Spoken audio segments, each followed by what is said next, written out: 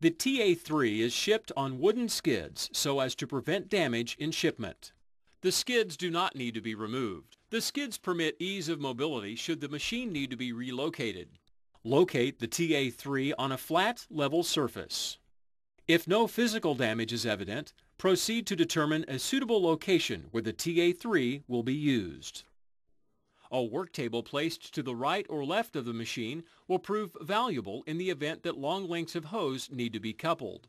Once the machine has been set up and inspected, it is time to connect it to the incoming air supply. Your available air supply for the TA3 must be 100 psi. Incoming air pressure should be regulated between 90 and 95 psi. This adjustment has been preset at the factory. A second regulator is used on the tension cylinder. The tension cylinder regulator should be set between 50 and 75 psi for 5/8 clamps or 50 to 65 psi for 3/8 clamps. We are using a 3/8 today. The exact pressure will be determined by trial and error depending on the construction type of hose being coupled.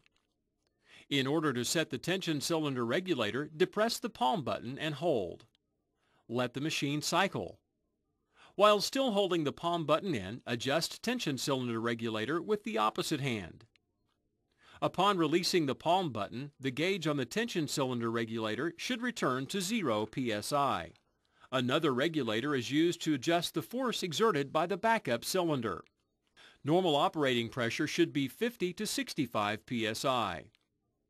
This pressure may be set as low as 35 psi if the higher pressure is breaking or crushing the fittings. A higher pressure setting will result in better installed clamps. The backup cylinder regulator is adjusted in the same manner as the tension cylinder regulator. After adjustments have been made, run the machine through one complete cycle to verify proper regulator settings. One important fact to note is that if the incoming air pressure falls below 50 psi, the TA3 will not function properly. First, if the fitting has not been inserted into the end of the hose, do this now.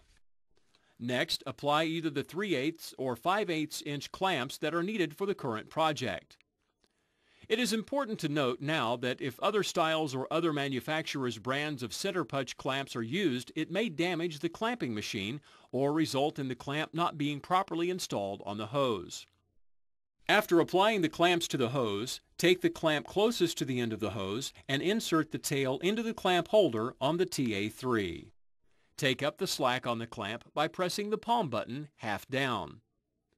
This will tighten the clamp until it is snug on the hose and can be held semi-secure through the rest of the process. Once the tension is set on the clamp, go ahead and press the palm button fully down and hold it. The machine will then tighten the clamp, punch it, and remove the access tail of the clamp. When applying the second clamp, be sure to turn the lock of the clamp 180 degrees from the other clamp lock to ensure the clamps will hold the fitting properly in the hose. Conduct the process for the second clamp as the first one.